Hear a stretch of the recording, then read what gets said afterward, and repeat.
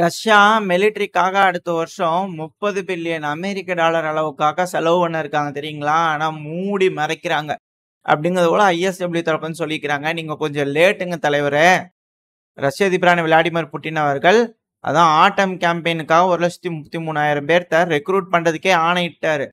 So அப்ப அதிகமான ஆயுதங்கள் தேவையா இல்லையா? ஸோ பெருமளவில் அஃபென்சிவ் ஆபரேஷன் இருக்க போகுது. அது மட்டும் இல்லாம பெலாரஸ் தரப்புல நம்ம எந்த அளவுக்கு ரெடியா இருக்கிறோம் பாருங்க. எல்லாம் எடுங்க, ஏர்கிராஃப்ட்ல எடுங்க, தட்டி தூசி தட்டி எல்லாம் ரெடியா இருக்குதான்னு செக் பண்ணி வச்சுக்கலாம். ஏன்னா எந்நேரமும் ரெடி பொசிஷன்ல இருக்கணும், என்ன வேணா நடக்கலாம் அப்படிங்கிறதால பெலாரஸ் தரப்பா ரெடியா இருக்கிறாங்க. காரணம் என்னன்னா நாட்டோட முன்னாள் சீஃப்னு சொல்லலாமா ஜேன் ஸ்டோல்டன்பர்க் அவர்கள். ஏன்னா அவர் மாத்திட்டாரு, அவர் பதவியிலிருந்து போயிட்டாரு. பட் ஆனா அந்த டைம்ல என்ன சொல்லிட்டு போயிருக்கிறாருன்னா, பதவி விட்டு போகும்போது கூட அவர் என்ன சொல்லிட்டு போயிருக்கிறாருன்னா, இந்த அணு ஆயுத மிரட்டலுக்குலாம் நம்ம பயப்படக்கூடாதுங்க, தொடர்ந்து உக்ரைனுக்கு ஆயுத உதவி கொடுத்துக்கிட்டே தான் இருக்கணும் அப்படிங்கிறது போல அவர் தரப்புன்னு சொல்லிட்டு போயிட்டாரு.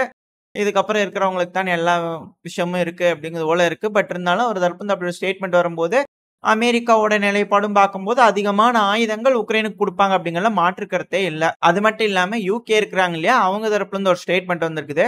அதாவது சேம் ஃபுல்லுங்க, இந்த ரஷ்யா சும்மா சும்மா ரெஃபரண்டம் கண்டக்ட் பண்ற அங்க இருக்கிற மக்களை எல்லாம் ப்ராடு பித்தலாட்டங்க, அதெல்லாம் நம்ம ஒத்துக்கூடாது அப்படிங்கிற யூகே தரப்புலன்னு சொல்லிக்கிறாங்க. ஸோ அவங்க இதுக்கு மேல ஒத்துக்கு போறது இல்லை. ஸோ புது டெரிட்டரின்னு நினைக்கிறாங்க இல்லையா ரஷ்ய தரப்பு இருந்து, அதெல்லாம் இல்லை.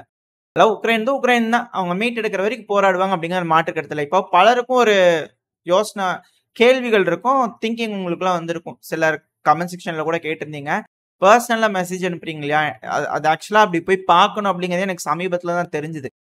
ரூபேஷ் அவர்கள் அவங்கள முதல்ல அனுப்பியிருந்தீங்க, அதெல்லாம் லேட்டஸ்டா தான் பார்த்தேன் அந்த சமீபத்தில். அப்போ கூட மன்னிப்பு கேட்டு தான் திரும்பி மன்னிச்சிருங்க. ஸோ நீங்க அப்படி அனுப்பும் போது எனக்கு அது பார்க்கணுன்னே எனக்கு அது ஞாபகம் ரிஜிஸ்ட்ரி ஆக மாட்டேங்குது. ஸோ அந்த ஒரு காரணத்துல டிலே ஆகுது. ஸோ அப்படி கேட்குறவங்களுக்கு லைட்டாக சொல்லிடுறேன். என்னப்பா சொல்ல வர, சும்மா குழப்பிட்டே இருக்க அப்படிங்கிற கேட்குறீங்க இல்லையா? ஸோ அதுக்காக சொல்ல வந்துடுறேன். என்ன அப்படின்னா, ரஷ்யா மிலிட்டரி ரீதியா முன்னேறாங்க இல்லையா, கண்டிப்பா அதை தடுக்க முடியாது. கண்டிப்பா ரஷ்யா இந்த டொனெஸ்க் லுகான்ஸ்க் பகுதியில் அவங்க கட்டுப்பாட்டுக்குள்ள வச்சுக்க தான் போறாங்க, எந்த ஒரு மாற்றமும் இல்லை. ஆனா அப்படி முன்னேறி வரும்போது காலதாமதம் பண்ணி பெருமளவில் இழப்புகளை ஏற்படுத்தி அவங்க கட்டுப்பாட்டுக்குள்ள இருக்கக்கூடிய பகுதிகள்லாம் வேஸ்ட்டுங்க அப்படிங்கிறது போல நம்ம உணர்த்திட்டோம். அப்படிங்கும்போது ரஷ்யா எதுக்காக முன்னேறி வந்து பிடிச்சிருக்கிறாங்க அப்படிங்கிறதுக்கான அர்த்தமே இல்லாம போயிரும்ல. ஏன்னா சில பகுதிகளா ரஷ்ய தரப்பை பிடிக்கிறாங்க அப்படிங்கும்போது, அதுவும் குறிப்பா இந்த டொனெஸ்க் லுகான்ஸ்க் அந்த பகுதிகளில் இழப்புகள் அதிகமா இருக்கு. இழப்புகள் அதிகமா இருக்கும்போது அந்த பகுதிகள் இந்த பிரச்சனை எல்லாம் முடிஞ்சதுக்கு அப்புறமா எக்கனாமிக்கல் ரீதியா பில்ட் ஆகும்போது ரஷ்யா பேரிழப்புகளை சந்திக்க ஆரம்பிப்பாங்க. மேபி அது ரஷ்யாவை இன்னும் வீக்கன் ஆகிறதுக்கு அதிகமான வாய்ப்பு இருக்கு. அது என்னப்பா ரீபில்டு பண்றது அப்படிங்கிறது போல கேட்டீங்கன்னா, ஒச்சான்ஸ்க் பகுதியில தாக்குதல் நடந்திருக்கு. இப்ப கூட ஃப்ராபு 3000 குண்டை எடுத்து வீசிக்கிறாங்க ரஷ்ய தரப்புல இருந்து. அந்த நிலை எப்படி இருக்குது அப்படிங்கிறது பாருங்களேன். அங்க ஒரு சிட்டி இருந்துச்சா அப்படிங்கிற போல ஒரு கேள்வி இருக்கு. ஆனா இது ஒரு காலத்துல கர்கிவுக்கு கேபிட்டலா இருந்தது. இப்ப எப்படி தமிழ்நாட்டுக்கு சென்னை. ஸோ அது போல ஒரு மிகப்பெரிய ஒரு பகுதியா இருந்ததுதான் ஒச்சான்ஸ்க்கு, கர்கிவுக்கு. இப்ப அந்த ஒச்சான்ஸ்க் பகுதி இருக்கா அப்படிங்கிறது போல ஆயிடுச்சு இல்லையா? ஏன்னா இது போல ஒரு அஃபென்சிவ் ஆபரேஷன் வந்து உக்ரைன் தரப்பு வந்து ப்ராமிஸ் பண்ணியிருந்தாங்க. கண்டிப்பா ஒரு அஃபென்சிவ் ஆபரேஷன் இருக்க போகுது அப்படிங்கிறது போல. அந்த டைம்ல அஃபென்சிவ் ஆபரேஷன்ங்கிறது எந்த பகுதியில உள்ள போய் என்ன மாதிரியான இழப்புகள், ஏன்னா எல்லாம் ரெடி பொசிஷன்ல இருக்காங்க, கொஞ்சம் அப்படியே அசந்து இருக்கிற இடத்துக்குள்ள போய் தானே ஏதாவது தாக்குதல் பண்ணும். அது மட்டும் இல்லாம இழப்புகளை ஏற்படுத்தினா ரஷ்யாவுக்கு வலிக்கணும். ஸோ அப்படி பண்ணும்போது பெல்கிராட் பகுதியில சில முக்கியமான சிட்டிஸ் இருக்கு, அதை போய் பிடிச்சுக்கிட்டு அது மேல தாக்குதல் பண்ணி நம்ம பெருமளவுல இழப்புகளை பற்றி இல்லாமன்னு யோசிச்சிருந்துருக்காங்க. ஸோ அதை தடுக்கும் விதமா தான் ரஷ்யா முன்னாடியே நான் உள்ள வர அப்படிங்கிறத உள்ள வந்துட்டாங்க. ஸோ உள்ள வந்தா அந்த ஒச்சான்ஸ்க் கிளிப்ஸி அந்த பகுதிகள் எந்த அளவு கழிக்கப்பட்டிருக்கு அப்படிங்கிற நம்மளால புரிஞ்சுக்க முடியுதா? ஸோ உக்ரைன் இதை ரீபில்டு பண்ணணும்னா இழப்புகள் ரொம்ப அதிகமா இருக்கும். இப்ப அந்த பகுதியை உக்ரைன் வந்து மீட் எடுத்துட்டு தான் அவங்க தரப்புல இருந்து வீடியோ பதிவுகள் இருக்கு. பட் ஆனா அங்க என்னத்தங்க நீங்க மீட் எடுத்துக்கிறீங்க அப்படிங்கிறது போல எல்லாரும் கேட்கற தோணுது இல்லையா? வீடியோ பதிவுகளை பார்க்கும்போது நம்மளால புரிஞ்சுக்க முடியுது. பட் ஆனா ஆக்சுவல் ஃபேக்ட் இதுதான். இப்போ ரஷ்யாவோட கர்ஸ்க் ஒப்லாஸ்ட்குள்ள போயிருக்காங்க அப்படின்னா இங்க மிக முக்கியமான பகுதிகள் கொரனோவோ, குளுஷ்கோவோ, 2வது தொத்கினோ, இப்போ அந்த சுஜா. ஸோ இந்த பகுதிகள் எல்லாமே மிக முக்கியமான செட்டில்மெண்ட்ஸ். ஸோ இந்த பகுதி அந்த டவுன்ஸ் எல்லாத்தையும் சர்வநாசம் பண்றாங்க. அப்படிங்கும்போது அங்க இருக்கக்கூடிய ரஷ்யன்ஸ் எல்லாம் இந்த பிரச்சனை முடிஞ்சதுக்கு அப்புறம் திருப்பி அங்கேயே வருவாங்க இல்லையா? அப்படி அவங்க வரும்போது வீடு கட்டி கொடுக்கணும், வாழ்வாதாரத்தை மேம்படுத்தி கொடுக்கணும், ஏகப்பட்ட இக்கட்டான சூழ்நிலைக்கு ரஷ்யா தள்ளப்பட்டுரும். ஸோ ரஷ்யாவோட எக்கனாமி திரும்ப திரும்ப அதலபாலத்துக்கு போகும். இது பேரிழப்புகளை சந்திக்க வைக்கும் ரஷ்யாவுக்கு. உக்ரைனுக்கும் அதே போலதான். உக்ரைனுக்கு பல நாடுகள் அவங்க அச்சடிக்கிறாங்க, நைட்டும் போல அடிச்சு கொடுத்து இந்த வச்சுக்கோ அப்படிங்க கொடுத்துடலாம். ஆனா ரஷ்யா தரப்புல அப்படி இல்லை இல்லையா? அதனாலதான் அவங்க தனியா ஒரு கரன்சி உருவாக்கணும், இதுக்கு மேல வேற மாதிரி நம்ம வேலை செஞ்சுக்கலாம் அப்படிங்கிறதுக்கான மும்பரத்துல அவங்க இருக்காங்க ரஷ்ய தரப்புல. பட் ஆனா ஃபேக்ட் இதுதான். கரன்சி என்ன வேணா அச்சடிச்சுக்கலாம், என்ன வேணா பண்ணிக்கலாம். பட் எது எப்படின்னாலும் அங்க இருக்கிற மக்களுக்கு வந்து செட் பண்ணி குடுக்கணும் இல்லையா? பிடிச்சிருக்கக்கூடிய பகுதிகள். ஸோ இது போல அதிகமான இழப்புகளை ஏற்படுத்தி விடுறதுக்கு தான் உக்ரைன் திரும்ப திரும்ப திங்க் பண்றாங்க. அந்த ஒரு காரணத்துக்காக தான் லாங் ரேஞ்ச் ஸ்ட்ரைக்குக்காக அப்ரூவல் கேட்டுட்டு இருக்காங்க. இதனால கண்டிப்பா ஜெயிக்கவே போறதில்ல. ஃப்ரண்ட் லைன்ல எந்த ஒரு மாற்றமும் வரப்போறதில்ல. ஏங்க ஸ்டார்ம் ஷேடோ மிசைல வச்சு முன்னேறி வந்துட்டு இருக்கக்கூடிய பக்ராஸ்க் பாதையில இருக்கக்கூடிய ரஷ்ய வீரர்கள் மேல போறதுக்கு வழி இல்ல.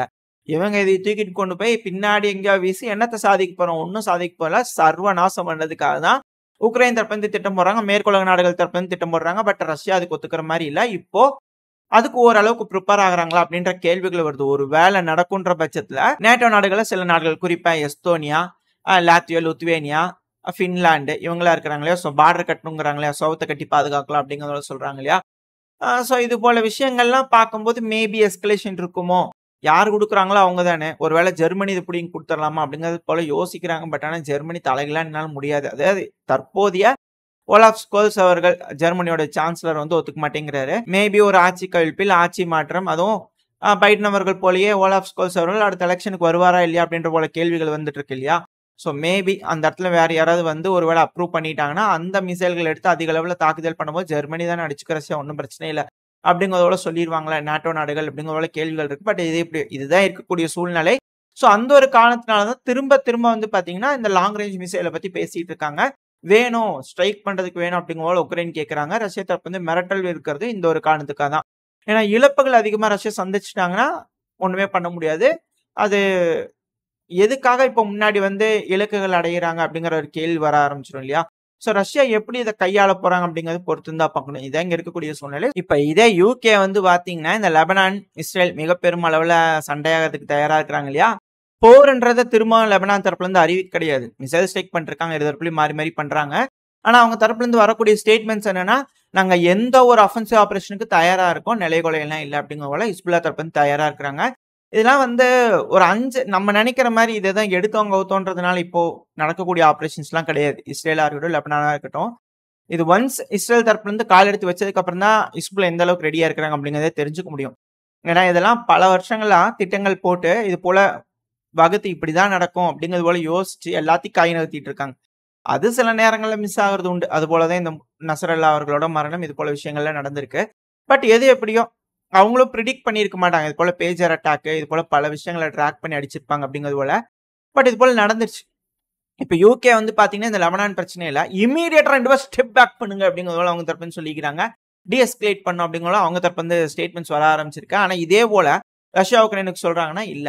ஏன்னா இங்கேயும் யாரும் கேட்க போறதில்ல, அங்கேயும் யாரும் கேட்க போறதில்ல. இவங்க சொன்னாலும் சரி, யார் சொன்னாலும் சரி, இதுல தேவையில்லாம நம்ம கொண்டு போய் மண்டை விட்டுருக்கோம்.